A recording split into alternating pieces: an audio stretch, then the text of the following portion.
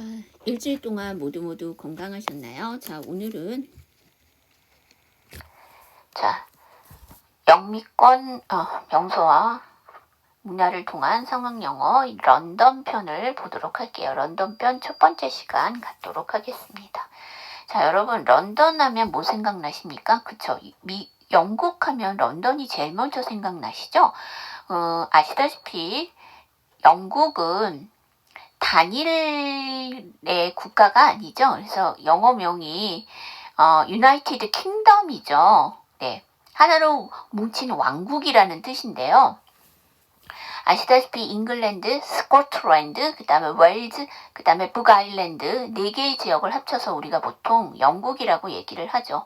아시다시피 옛날에 해가 지지 않는 나라라고 할 정도로 전 세계의 식민지를 가졌던 나라이기도 하면서요. 아시다시피 아직까지도 영국령이라고 해서 세계 곳곳에 갖고 있는 나라 중에 하나죠. 그래서 영연방이라는 얘기를 많이 하지요. 그 정도로 근데 그러니까 세계 대전을 치르면서 그 위상이 많이 떨어졌다라고는 하지만 아직까지도 그래도 유럽에서는 그렇죠.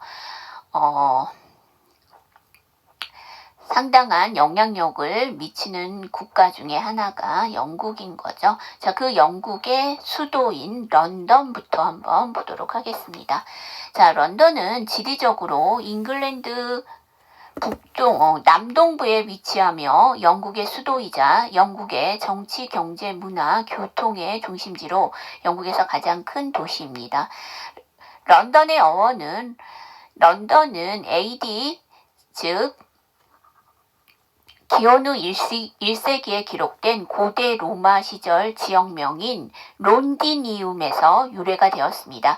고대 영어 룬덴 및 웨일스어의 랜디에니에서 그 기원을 찾기도 합니다. 네, 그러니까 런던이라는 어원은 여러 가지로 설이 퍼져 있는데요.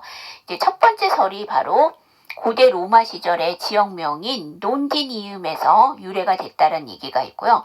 이제 두 번째는 고대 영어인 룬덴 및 웨일스어의 런디넨에서 그 기원을 찾아서 런던이 됐다라는 설도 있는 거죠. 자, 런던이라는 명칭은 1889년까지는 공식적으로 City of London을 가리키는 것이었어요. 그 이후에는 런던시를 중심으로 하는 광역권을 의미하는 Greater London의 명칭으로 사용되게 됩니다. 자, 런던은 세계에서 가장 영향력 있는 도시 가운데 하나로 전 세계의 문화예술, 산업, 교육, 엔터테인먼트, 법률, 금융, 미디어, 전문 서비스, 관광, 교통을 선도하는 도시이기도 합니다. 특히 뉴욕, 홍콩 등과 함께 세계적인 금융 도시의 역할을 합니다. 자, 앞으로 저랑 전에 보셨던 뉴욕이 있으셨죠? 미국권에서 명소 중에 하나, 뉴욕과 그 다음에 아시다시피 영국령이었던 홍콩, 원래 홍콩은 중국의 지역이었죠. 그런데 아편전쟁 이후에 영국이 이김으로써 거의 강제로 뺏은 곳이기도 하지요.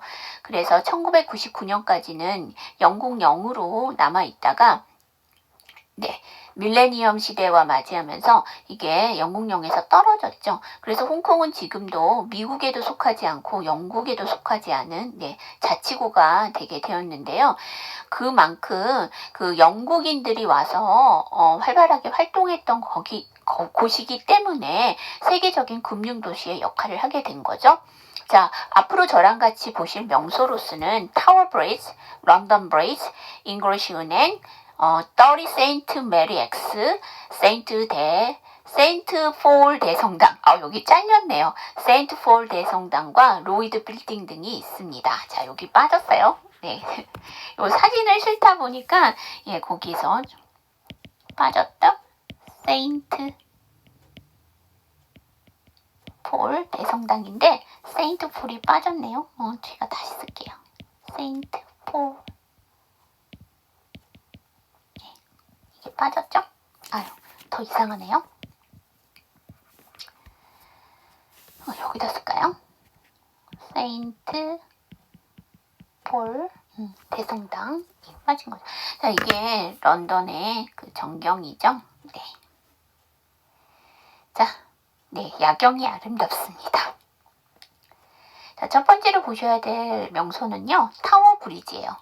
자, 템스강 상류에 세워진 타워 브리지는 국회의사당의 빅벤과 함께 런던의 랜드마크로 꼽히는 건축물입니다.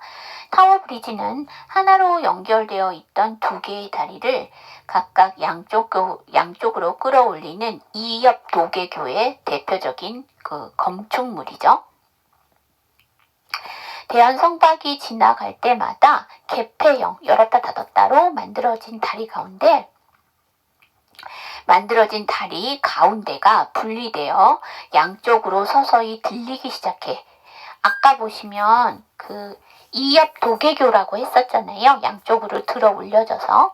네, 그래서 양쪽으로 서서히 들리기 시작해 8팔자 모양이 되었다가 거의 90도 가까이 세워지는 모습은 많은 관광객들이 보고 싶어하는 장관 중에 하나입니다. 근데 맨날 그러니까 아무 때나 없이 시도 때도 없이 그렇게 되는 게 아니죠. 네, 그렇기 때문에 이거를 보고 싶어하는 그게 상당히 그 볼거리잖아요. 보고 싶어하는 관광객들이 많지만 내가 갔을 때가 운이 좋아서 그게 맞아갖고 볼 수 있으면 내가 운이 있는 거고, 간만에 영국 런던을 방문했는데 그게 맞춰지지가 않으면 볼 수가 없는 거죠. 템스강을 가로지르는 다리 중에 가장 야경이 아름답다는 평을 들을 만큼 밤하늘을 배경으로 조명을 받아 하얗게 빛나는 타워 브리지는 빼놓을 수 없는 런던의 명물 중에 하나입니다. 지금 이게 야경이죠? 네, 지금 보시면 이 다리가 개폐형이 된다는 얘기죠. 자, 두 번째 명소는 런던 브리지입니다. 여러분 런던 브리지 하시면 뭐 생각나세요? 그쵸? 아이들 동요 중에서 런던 브리지 falling down, falling down, falling down 이라는 동요 생각나시죠? 런던 다리가 무너진다네, 무너진다네, 무너진다네. 예, 이 동요의 배경이 되는 다리이지요. 왜 이렇게 런던 다리가 무너진다라는 얘기를 하냐면, 자, 여러분 아시다시피 우리나라 백제의 그 후기 쪽 가다 보면 서동이라는 그 왕자가 나오게 되잖아요. 근데 신라의 선화공주를 데려가기 위해서 서동요라는 동요를 만들어서 남몰래 밤이면 선화공주가 외간 남자를 만난다라는 얘기를 하면서 아이들 사이에 퍼뜨리죠. 그래서 진짜 백제의 왕자와 신라의 공주가 결혼을 하게 되잖아요. 그와 마찬가지로 이렇게 동요가 그냥 뜬금없이 만들어지는, 그러니까 뭐 작곡자나 작사가에 의해서 만들어질 수도 있지만 그 배경을 갖고 있는 동요들도 있죠. 이 그 런던 브리지라는 동요가 이렇게 배경을 갖고 있는데요. 왜 이렇게 런던 다리가 무너졌다라고 얘기를 하는지 다음을 보시면 아실 수 있죠. 로마인들이 최초로 다리를 세웠으나 얼마 가지 못하고 이 다리가 무너지게 됩니다. 다음으로 섹슨족이 목조 다리를 세웠지만 또 목조 다리는 튼튼치가 못하잖아요. 그래서 홍수가 나서 떠내려가게 됩니다. 그럼 두 번이나 다리가 소실된 거죠. 1176년 돌다리, 이제 그 섹슨족이 만들어진 목조다리가 홍수와 함께 소실이 되다 보니까 이번에는 조금 더 튼튼하게 만들자 해서 돌다리로 만들게 돼요. 그래서 시민들은 안심을 했으나 다리 아래 급류가 소용돌이 치는 현상이 일어나는 문제가 생기게 됩니다. 그러면 또 이 다리가 또 부실하게 됐다는 얘기죠. 1831년 대리석으로 된 튼튼한 다리가 놓여졌는데 폭이 또 좁다라는 그런 단점이 있어서 또다시 개축을 하게 돼요. 그래서 1973년 현재의 다리가 완성하게 됐다는 얘기죠. 그래서 자, 로마 시대에 만들어졌는데 다리가 한번 무너졌고, 그 다음에 섹슨족이 목조 다리를 만들었는데 홍수 때문에 소실이 됐고, 그 다음에 이제 돌다리를 만들어서 안심이다라고 생각을 했더니 다리 아래 급류가 소용돌이 치는 현상이 일어나는 문제가 또 생겨버리고, 그 다음은 대리석으로 튼튼하게 만들어져서 안심을 했으나 이게 또 폭이 좁다는 그런 그 단점이 있어서 다시 개축을 하게 돼서 이제 1973년에 비로소 지금의 다리가 완성이 됐다는 얘기죠. 이렇게 우여곡절이 많았기 때문에 런던 브리지 폴링 다운이라는 동요가 만들어지게 된 거죠. 자, 여기 보시면 이게 런던 브리지의 전경인데요. 우리가 조금 전에 봤던 타워 브리지랑은 완전히 다르죠. 뭐가 느껴지세요? 딱 봐도 튼실하다 이렇게 생각나시죠? 네, 그동안 이렇게 우여곡절이 많았기 때문에 이렇게 튼튼하게 다리를 짓게 된 거죠. 자, 세 번째 명소는 잉글랜드 은행인데요. 자, 여러분 아까 런던에 대해서 제가 간략적으로 설명을 하면서 런던은 그쵸, 유럽 국가, 즉 유럽 대국의 중심 국가인 런던의 수도라는 의미로 여러 가지의 중심지가 되기도 하지만 그 중에 금융 도시라고 했었죠. 뉴욕과 홍콩과 아울러서. 그런데 그러니까 또 은행을 안 보고 넘어갈 수가 없잖아요, 저희가. 자, 우리가 저랑 같이 이제 명소를 보시다 보면 원래 지어져 있는 이름도 있지만 그게 또 많이 사람들이 사랑을 하다 보니까 애칭이 있어요. 닉네임이라고 해서 애칭이 있는 명소들이 있는데요. 이 잉글랜드 은행은요, The Bank라고도 하며 스레니드가의 노부인이라는 이런 애칭도 또 가지고 있습니다. 네, 그 정도로 사람들이 많이 그쵸, 사랑을 하는 곳이란 얘기죠. 왕립증권거래소, 로이즈 보험회사, 이게 로이즈가 아니라 이게 잘못됐어요. 로이드가 돼야 됩니다. 뒤에 나오는데 보험회사와 함께 시티를 대표하는 그 금융의 상징물입니다. 세계에서 가장 오래된 중앙은행으로 1694년 주식회사 형태로 창립이 되게 됩니다. 세계대전 이후에 영향력이 감소하기는 했지만 여전히 유럽의 금융 중심지로서의 중요한 역할을 하게 되는 것이 잉글랜드 은행입니다. 허가 없이 내부 관람은 불가능하지만 따로 마련된 잉글랜드 은행 박물관은 구경을 할 수 있습니다. 그래서 그 잉글랜드 은행을 직접적으로 방문할 수는 없으나 이 잉글랜드 은행 박물관으로서 그 내부를 축소해서 여러분들한테 공개를 한다는 얘기죠. 박물관에는 은행의 300여 년 역사와 금융 구조 등이 흥미롭게 설명되어 있고 은행 앞 광장에는 웰링턴 장군의 기마상이 있습니다. 이 웰링턴 장군, 영국에서 상당히 사랑을 받는 장군이죠. 우리나라는 또 장군 하게 되면 이순신 장군이 퍼뜩 생각이 나죠. 그거 마찬가지로 영국에서는 웰링턴 장군이 되게 유명하죠. 네, 그래서 이 사람의 웰링턴 장군의 기마상이 있는 것도 바로 박물관 앞이라는 얘기죠. 이게 이제 잉글랜드 은행이고 여기 보니까 기마상이 하나 있죠? 이게 웰링턴 장군의 기마상인 거죠. 딱 봤을 때는 이렇게 그 세계 제일 오래된 중앙은행이라고 했잖아요. 그러다 보니까 이게 좀 현대식 건물은 아니죠. 딱 봐도. 네. 자, 그 다음에 이렇게 2층 버스 보이죠? 런던 하면 2층 버스가 또 퍼뜩 떠오르죠? 네, 빨간색 2층 버스 지금 보이네요. 자, 그 다음 네 번째로 우리가 봐야 될 게 30 세인트 메리 X라는 빌딩 이름이에요. 자, 영국 런던에서 최초로 환경 친화적으로 지은 빌딩으로 유명합니다. 생김새가 오이지를 닮았다 해서 거킨 빌딩, 거킨이라는 단어 자체가 그 오이피클이라는 뜻을 갖고 있어요. 라고 부르기도 합니다. 그러니까 아까 잉글랜드 은행을 그 더 뱅크라고도 하고 스레니들가의 노부인이라고도 한다고 했잖아요. 그러니까 그만큼 오래된 그 은행이다 보니까 노부인이라는 얘기를 붙인 거잖아요.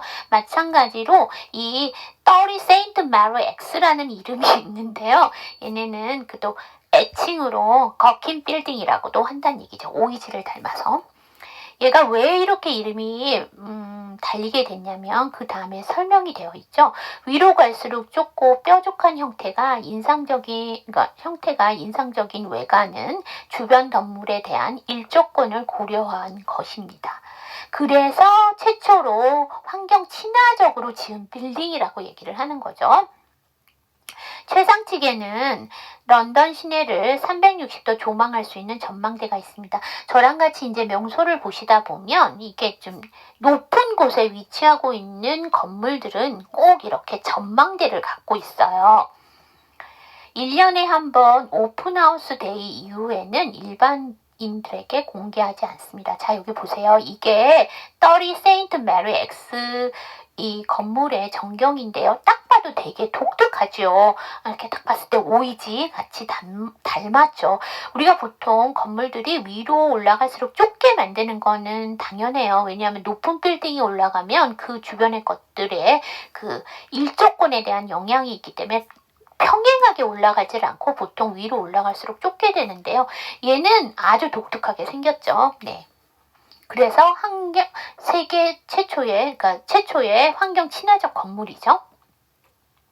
자, 우리 5번째로 보는 게 세인트 폴 대성당이에요. 중세시대 바로크 양식으로 지어진 런던을 대표하는 성당입니다. 자, 바로크 양식이에요. 저랑 같이 이렇게 그 명소를 보다 보면 무슨 양식입니다. 이런 얘기도 또 많이 나와요. 그런데 이 세인트 폴 대성당은 자, 바로크 양식으로 지어진 성당이에요.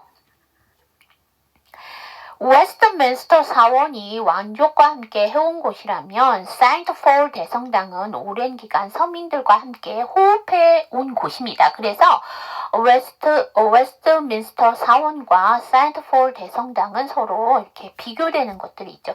아시다시피 웨스트민스터 사원이 왕족과 같이 해온 그 성당이다 보니까 아시다시피 여러분들 그 찰스 지금은 왕세자가 아니고 찰스 왕세자가 아니고 이제는 찰스 왕이신 거죠. 그런데 그분의 아들이었던 그 아이들이 다 왕세자죠.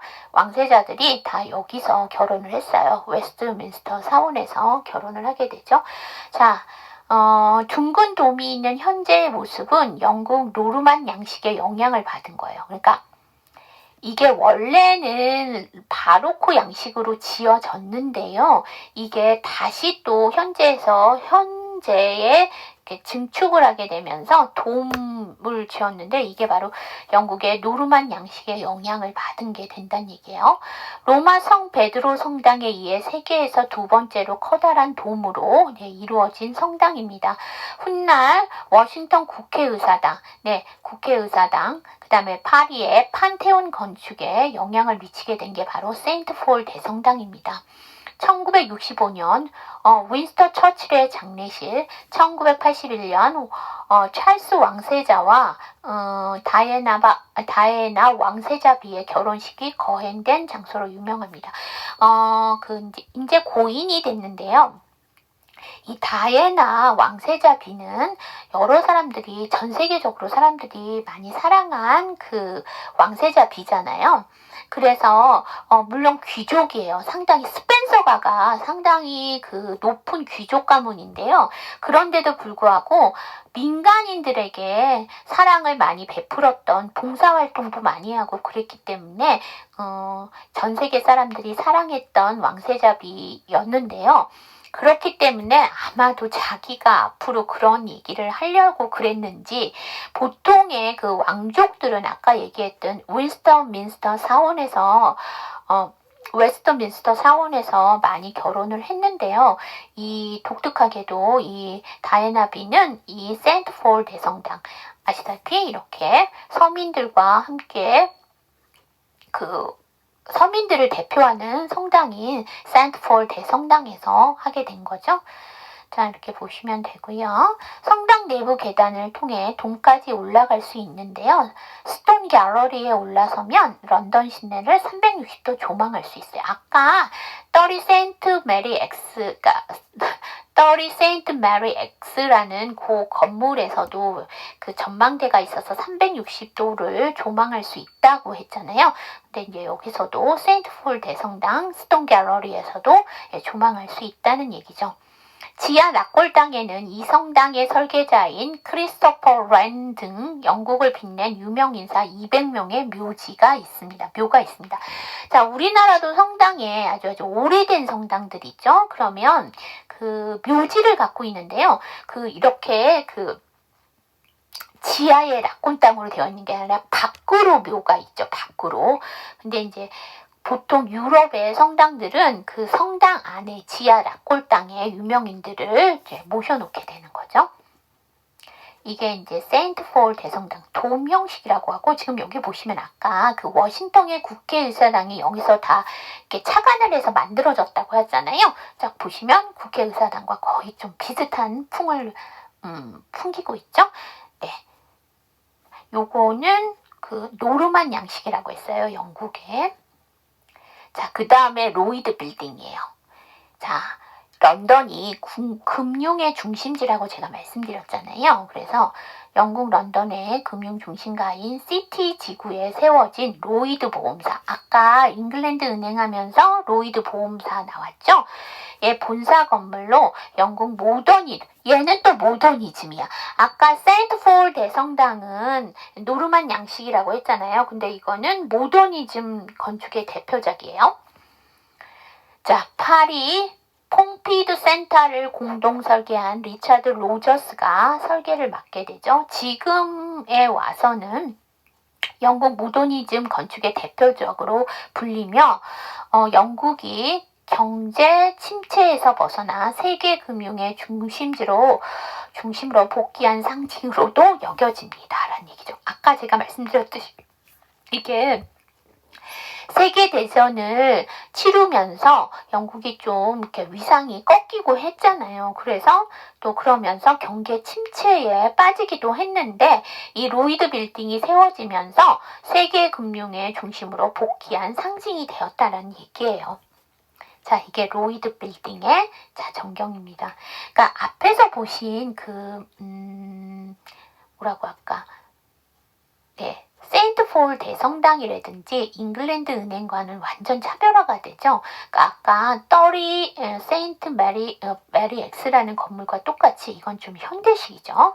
왜냐하면 이게 한번 침체를 겪었다가 다시 부활의 상징으로 만들어진 게 이 로이드 빌딩, 즉 로이드 보험회사의 본사라고 말씀을 드렸죠. 그렇기 때문에 이게 좀 현대적인 거죠. 모더니즘이라고 하죠. 네, 대표하는 식이죠.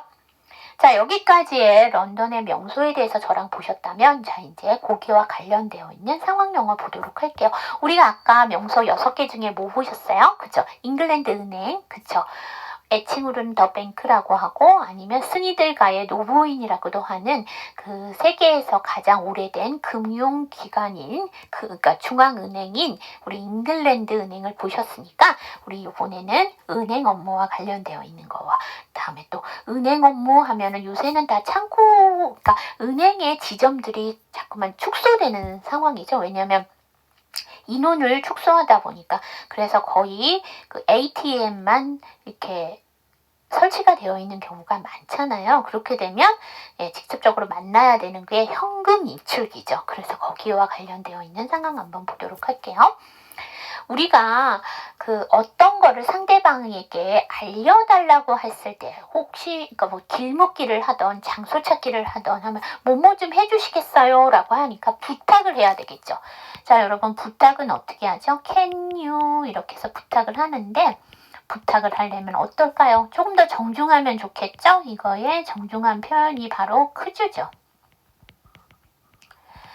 자, 저에게 좀 말씀해 주시겠어요? Could you tell me? 이렇게 되겠죠. 근데 how to, 자, 우리 이거 한번 볼까요? how 플러스 to 플러스 동사 원형. 이게 뭐죠? 동사하는 방법. 그러면 how to use니까 사용하는 방법을 알려주시겠어요? This machine, 이 기계를 please. please까지 넣어서 완전히 이 문장은 지금 정중한 표현이에요. Could you tell me how to use this machine, please? 이 기계를 어떻게 사용하는지 알려주시겠어요? The machine took my card. 자, 여러분들이 이 ATM을 사용하시다 보면, 현금 인출기를 사용하시다 보면, 제일 난감한 상황 1순위가 뭘까요? 그쵸. ATM이, 즉, 현금 인출기가 카드를 딱 들어갔는데, 인출기에 카드가 들어갔는데 안 나오는 상황이야? 자, 그럼 우리 보통 한국말로 뭐라 그래요? 그렇죠. 현금 인출기가 제 카드를 먹어버렸어요. 라고 하죠. 자, 여기서는 동사 took을 썼어요. took은 원형이 take이죠. take이 무슨 뜻이죠? 가져가다, 취하다. 그러니까 가지다, 취하다라는 뜻이죠. 그럼 말 그대로 해석을 하게 되면 이 기계가 제 카드를 가져버렸어요. 라는 얘기겠죠. 근데 이거 진짜 한국말 말 그대로 현금 인출기가 제 카드를 먹어버렸어요. 할 수 있어요. 그렇죠. 이세 과거형인 ait을 써서 The machine ate my card 이렇게 하실 수 있어요. 자, 그 다음 The machine didn't get me any money. 자, 현금 인출기에서 돈이 안 나와요. 이게 뭐냐면 인출기가 저에게 주지를 않았어요. 왜냐면 이거 앞에서도 보시면 과거형 쓰고 이것도 과거형 썼죠. 왜냐면 단 1초라도 전에 그 현금 인출기가 어떠한 현상을 나타낸 거잖아요. 그래서 과거형이고, 우리가 현금 인출기를 쓰는데 첫 번째로 난감한 상황이 카드가 들어가서 안 나오는 상황이고요. 두 번째로 난감한 상황은 돈이 나오지 않는 상황이죠. 그 상황을 얘기하는 거예요. 기계가 나한테 주지를 않는데요. any money. 돈을 주지 않는데요. 그쵸? 자, 여기 저랑 같이 한번 연습해 보도록 할게요. Could you tell me how to use this machine, please? The machine took my card. The machine didn't give me any money. 자, 여러분, 이 첫 번째 문장이 의문문인데요. 얘는 문장의 끝을 어떻게 할까요? 그렇죠. 올려주셔야 되겠죠? 조동사 could로 시작을 하니까 그 다음에 could 다음에 you니까 연음시켜서 could you 해주시면 되고요. 이 문장은 어디서 끊을까요? 네, tell me에서 한번 끊고요. 자, machine에서 한번 끊어주실 수 있죠. 자, 그 다음에 세 번째 문장 한번 보도록 할게요. 자, didn't는 did not의 줄임말이죠. 자, 뭘로 시작했어요? D&T로 끝났는데 뒤에가 give에서 G죠. 그래서 D&T-G. 그래서 자음이 4개가 겹치니까 세 번째 생략 didn't give. 그 다음에 give 미잖아요. 근데 이게 미, 즉 M으로 시작해요. 자, M은 우리나라 발음으로 미음이죠. 두 번째 음절에 미음이 나오게 되면 앞에 음절에 받침으로 미음이 들어가는 우리나라는 자음 동화가 일어나는데요. 영어에는 자음 동화가 없지요. 그래서 이거를 어떻게 줄 수 있냐? 끊어주셔야 돼. 의도적으로. Give me. 안 그러면 김미라는 컨트리 꼬꼬 노래가 되죠. 그거 아닙니다. 그래서 give me 끊어주셔야 됩니다. 자, 그러면 세 번째 문장 제가 천천히 다시 한번 해보면 The machine didn't give me any money 이렇게 되겠죠. 자, 그 다음 The machine gave me the wrong amount. 자, 여러분 아시다시피요. 현금 인출기에서 난감한 상황 세 번째는 뭘까요? 그러니까 카드가 안 나와. 그 다음에 돈이 안 나와. 그 다음으로 난감한 거는 돈이 나오기는 나왔는데 내가 원하던 그 돈의 금액이 안 나오는 거지. 그럴 경우가 있어요. 그래서 돈이 틀리게 나왔어요. 여러분, 이 amount 하게 되면 무슨 뜻이에요? 양이란 음매하는 양이 아니고 양이 적다. 많다라고 할 때 그 양이고요. 액수라는 뜻이 있죠. 그래서 네, 돈이 틀린 액수로 저한테 줬어요. 그쵸? give는 기계가 나한테 주는 거예요. 결론적으로. 그래서 앞에서도 give 동사 썼잖아요. 네, give의 과거형이죠. 기계가 나에게 틀린 X를 줬어요. 이 amount 대신에 money를 쓰셔도 상관은 없습니다. 자, 그 다음은 또 뭐가 있냐면 우리나라도 은행에 따라서 그 다음에 내가 주 거래 은행이냐 아니냐에 따라서 우리가 수수료를 ATM을 사용하는데 수수료를 지급을 하셔야 되잖아요. 그래서 어떻게 하면 수수료를 적게 낼까 해서 은행을 막 골라갖고 다니시잖아요. 그 상황이라고 보시면 돼요. 그래서 Are there any fees for using this ATM이죠. 자, 그래서 여기 보시면 there니까 뭐뭐가 있습니까죠? any fee인데요. 여러분, fee는 무슨 뜻이에요? 네, 맞아요. 전문적인 서비스의 수수료를 보통 fee라고 합니다. 은행 서비스도 여러분들 전문적인 서비스를 받으시는 거죠. 그래서 fee를 쓰셔야 돼요.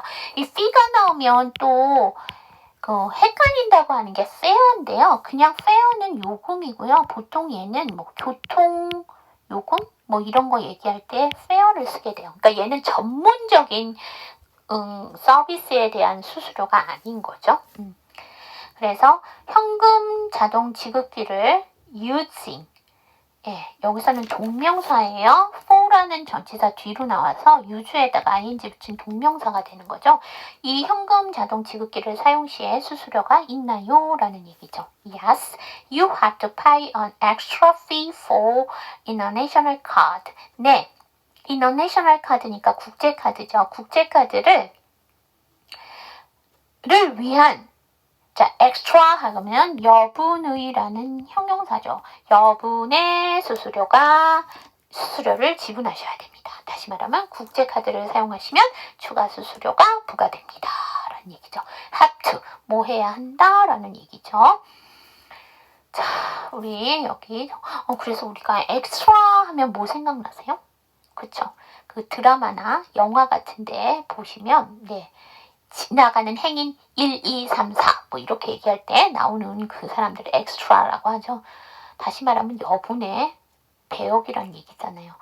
근데 사람한테 여분의 뭐 이렇게 얘기하기가 그러니까 우리는 보통 그거를 한국말로 단역이라고 얘기를 하죠. 자, 여기 저랑 같이 한번 연습해 보도록 할게요. The machine gave me the wrong amount. Are there any fees for using this item? Yes, you have to pay an extra fee for international card.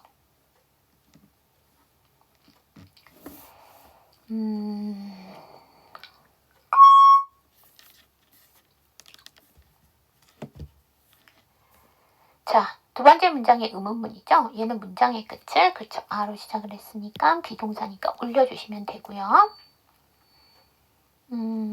세 번째 문장이 기네요. 이게 뭐냐면 상대방한테 공지를 해야 되잖아요. 공지를 해야 되기 때문에 이런 사람한테 뭘 고지하는 문장은 구어체인데도 불구하고 좀 문장이 길게 됩니다.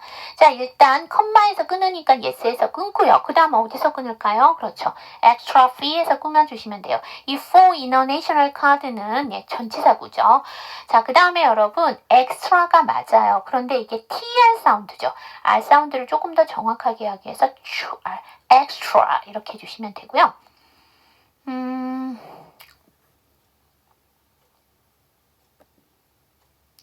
I need to wire some money to a Korean bank account. 자, wire 하면 여러분 뭐 하세요? 그렇죠. 철사라는 걸로 명사로 썼을 때 철사를 많이 알고 계시잖아요. 그런데 이 wire가 또 무슨 뜻이 있냐면 동사로 쓰이면 송금하다라는 뜻이 있어요. 자, 여러분 송금하는 게 뭐예요? 이쪽에서 저쪽으로 연결해서 돈을 보내주는 것을 송금하다라고 하죠. 여러분 철사가 무슨 역할을 합니까? 어떤 거와 어떤 거를 연결해주는 역할을 하는 게 철사잖아요. 그래서 거기에서 왔다라고 생각하시면 돼요. 그 다음에 여기 자리가요. need to 다음엔 동사가 나와야 되기 때문에 여기서는 명사인 철사가 아니고요. 동사인 송금하다가 돼야 되겠죠. 그럼 저는 송금을 필요로 합니다. 자, 보통 구어체에서 즉 회화문에서 need to가 나오면 뭐뭐를 필요로 한다. 그럼 문장이 너무 딱딱해요. 그래서 앞에서 나왔던 have to 있었죠. 앞에서 자, 그래서 you have to pay an extra fee 이렇게 해서 앞에서 나왔었잖아요. 그거 마찬가지로 have to와 비슷한 뜻이라고 보시면 되는데 need to가 조금 더 부드러운 표현이라고 보시면 되죠. 뭐뭐 할 필요가 있다 이렇게 하지 마시고요. 뭐 해야 한다라고 보시면 돼요. 자, 저는 그 송금을 해야 합니다. some money, 약간의 돈을 to 어디로 Korean bank account. account 하면 계좌죠. 은행 업무를 보시다 보면 많이 나오는 그 단어 중에 account가 나오죠. 그래서 한국의 은행 계좌로 송금을 하고자 합니다. 라는 뜻이죠. 자, 여기 저랑 같이 한번 연습해봐요. I need to wire some money to a Korean bank account. 자, 이 문장 어디서 끊을까요? 그렇죠. money에서 끊어주세요. 뒤에는 부사구죠. 어디로니까. need 다음에 to니까 d랑 t랑은 사촌이죠. 그래서 앞에 d를 하지 마세요. need to 이렇게 해주시면 되겠네요. 자, 오늘 런던 첫 번째는 여기까지 보시면 되고요. 오늘 today's 퀴즈 나갑니다. wire의 뜻을 써주세요. 배운 내용을 참고로 써주세요. 수업 열심히 들으셨으면 wire의 뜻 써주실 수 있을 겁니다. 자, 수업 들으시느라고 고생하셨고요. 자, 우리 일주일 후에 뵙도록 할게요. 자, see you next time.